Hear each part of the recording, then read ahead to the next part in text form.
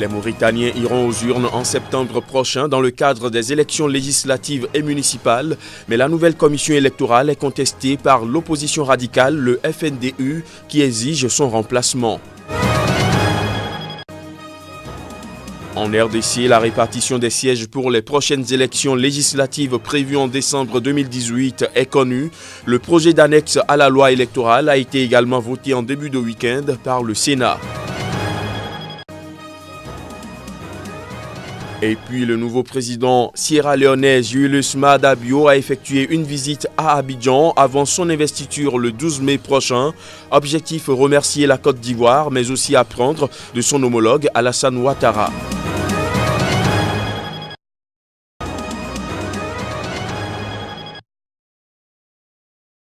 L'actuelle commission électorale nationale indépendante a été constituée le 17 avril dernier. Sa création avait été recommandée l'année dernière à l'issue des journées de concertation nationale entre la mouvance présidentielle et les partis d'opposition, dites dialoguistes. Le Forum national pour la démocratie et l'unité FNDU, qui avait refusé de participer à ce dialogue, ne fait pas partie de la CENI. Il demande aujourd'hui sa dissolution. Nous allons organiser une très grande marche pour exiger la dissolution de cette CENI illégale et son crédibilité, explique Mohamed Ould Mouloud, le président du FNDU.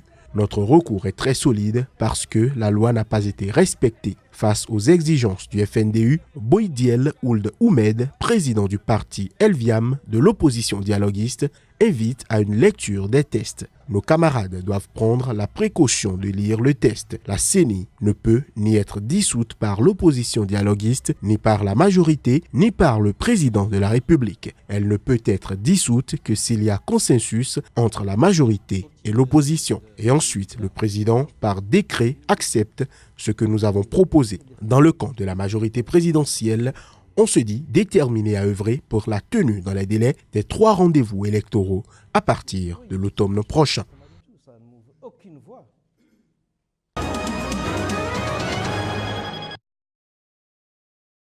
La répartition des sièges pour les prochaines élections législatives prévues en décembre 2018 en République démocratique du Congo s'est faite sur la base d'un fichier électoral encore contesté, lequel fichier devrait être bientôt audité.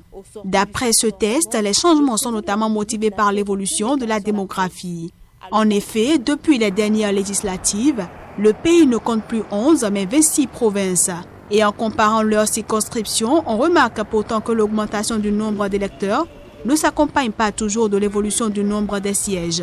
Par ailleurs, avec 55 sièges contre 51 en 2011, Kinshasa restera la province la mieux représentée dans la prochaine Assemblée nationale. La capitale congolaise est talonnée de près par la province du Nord Kivu qui compte 48 sièges, suivie du Sud Kivu avec 32 sièges. Dans le bas du tableau, le Bawele qui compte 7 sièges, le Nord Ubangu qui compte 8 sièges et le Tuapa 10 sièges sont les provinces où on comptera moins de députés.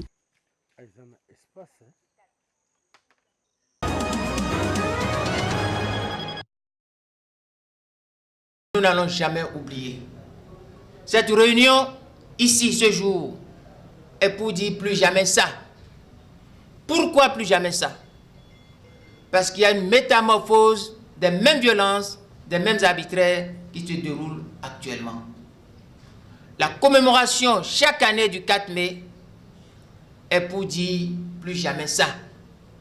Le tableau est sombre, chers amis. Pendant que la croissance ne décolle pas, est plombée, pendant que les investissements sont oisifs, irréfléchis, hasardeux, inappropriés, pendant que la corruption est sophistiquée, plus raffinée, plus modernisée, dans le même temps, il y a des tensions sur les acquis du renouveau démocratique et de l'état de droit. Au Bénin, ici ajouté à ce tableau sombre, un lapsus. J'allais dire, ce que je croyais, on croyait un lapsus. Nous prenons quelqu'un, nous prenons un régime, et ce régime dit, du jour au lendemain, vous êtes tous incompétents. Donc, vous allez quitter vous n'allez pas compétir et gérer vos affaires.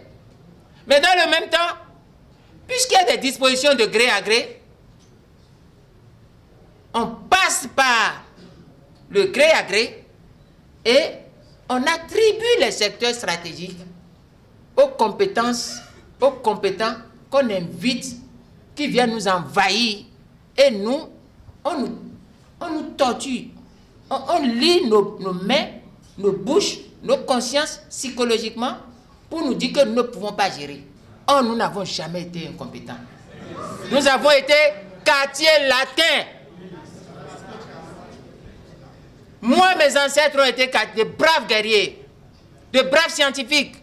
Nous savions faire le faire, l'art, la chanson, la culture, l'organisation et la gestion de la société. On les connaissait avant le blanc.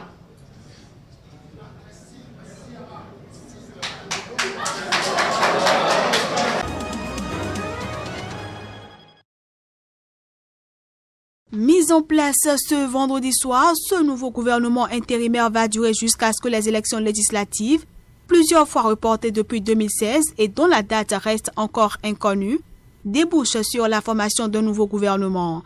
La mise en place de ce gouvernement intervient 3 jours après la démission de l'ancien gouvernement, à la suite d'une décision de la Cour constitutionnelle. En effet, la Cour a mis fin lundi dernier au mandat des députés de l'Assemblée nationale, tout en demandant la démission du gouvernement, et ce, alors que le Gabon aurait dû organiser des élections législatives avant fin avril. Le mandat de tous les députés étant terminé, le nouveau gouvernement de 40 ministres et ministres délégués, ne comportant pas d'importants changements à ses postes clés, est responsable uniquement devant le président Ali Bongo Ondimba. Il faut dire que 7 représentants de l'opposition y ont été nommés.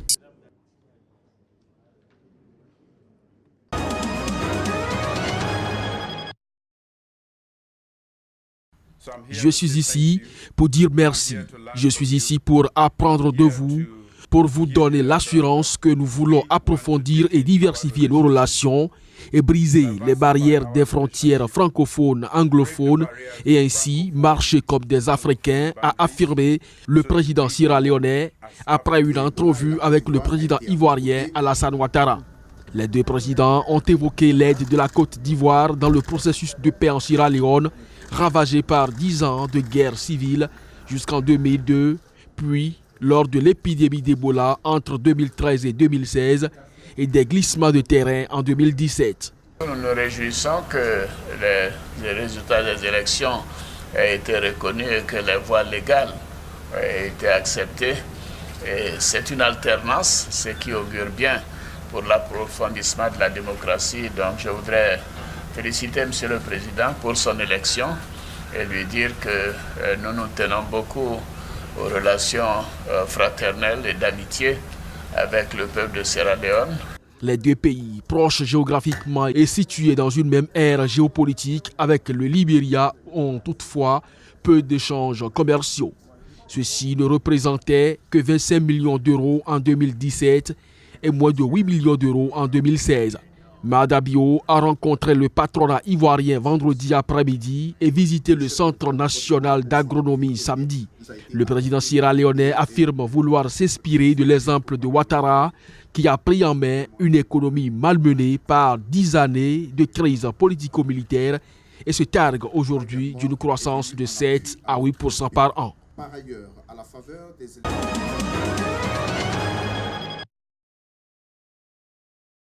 La victoire du parti révolutionnaire est certaine. Mnangagwa a hérité d'un pays englué dans une grave crise économique et financière. Candidat à sa propre succession, le chef de l'État promet depuis 6 mois à qui veut l'entendre de relancer l'activité économique, notamment par la relance des investissements étrangers et de lutter contre la corruption.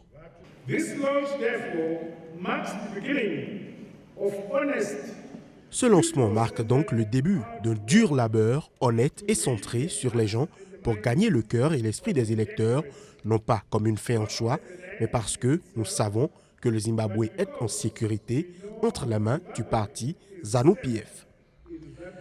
Vous ne pouvez pas forcer les gens à voter pour vous, mais nous pouvons persuader les gens de voter pour nous en leur montrant que notre parti révolutionnaire a un passé un présent et une vision pour l'avenir. La victoire du Parti révolutionnaire est certaine.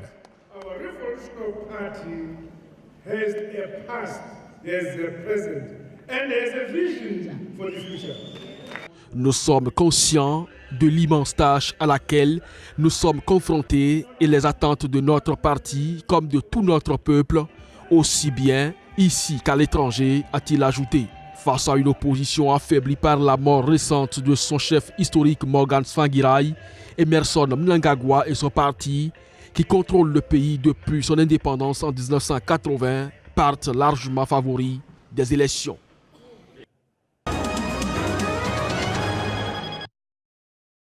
À compter du lundi 7 mai 2018, les radios BBC et VOA ne pourront plus émettre au Burundi pour une durée de 6 mois. Ainsi en a décidé le Conseil national de la communication. Cette institution invoque des manquements à la loi régissant la presse et à la déontologie. Ceci après une saisine du gouvernement burundais lui demandant de prendre ses responsabilités contre la BBC qu'il accusait de propager des déclarations incendiaires appelant les Burundais à la haine et à la subversion. Ainsi donc, BBC est sanctionné pour avoir fait fi d'une précédente mise en garde et pour des propos portant atteinte à la réputation du chef de l'État tenus par un invité dans l'une de ses émissions.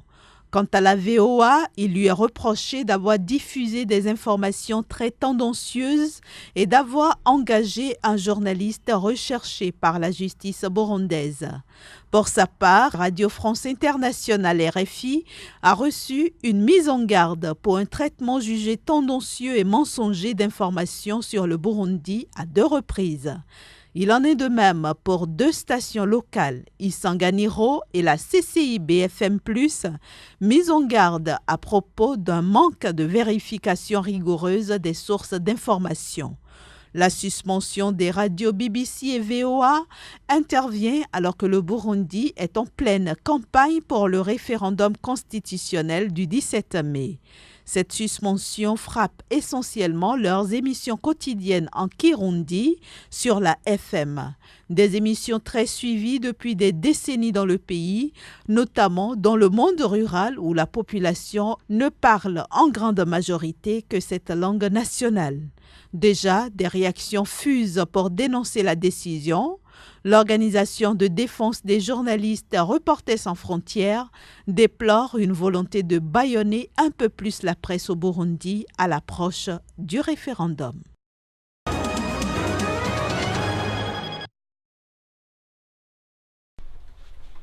Dit-il, Heubel n'a pas revu son père depuis ses 10 ans. Soldat dans l'armée nazie, interné en Autriche à la fin de la guerre, il n'a plus redonné signe de vie. Aujourd'hui âgée de 83 ans, elle n'a jamais arrêté ses recherches. J'ai le petit espoir que peut-être quelqu'un, quelque part, se souvienne de lui, parce qu'ils étaient ensemble.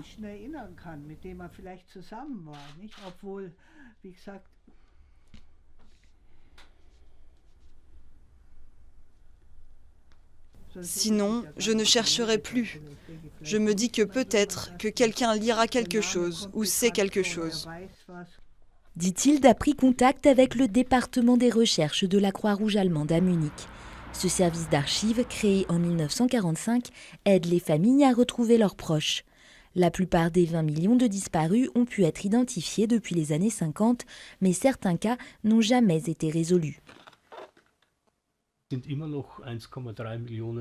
Il y a encore 1,3 million de destins qui ne sont pas clarifiés. Et en vérité, ils ne le seront sûrement jamais. Les soldats morts dans des camps contrôlés par l'armée soviétique sont particulièrement difficiles à identifier. En cause, des noms mal orthographiés ou des dates de naissance erronées inscrites dans les registres. C'est peut-être le cas du père de Diethild. L'enquête de la Croix-Rouge n'a jamais abouti. Cela va m'accompagner jusqu'à ma mort. C'est un destin qui ne sera jamais résolu. Avec la disparition progressive des témoins de l'époque, le service des recherches de la Croix-Rouge va devoir arrêter son activité en 2023, laissant dans l'ombre pour l'éternité les cas de ces disparus de la guerre.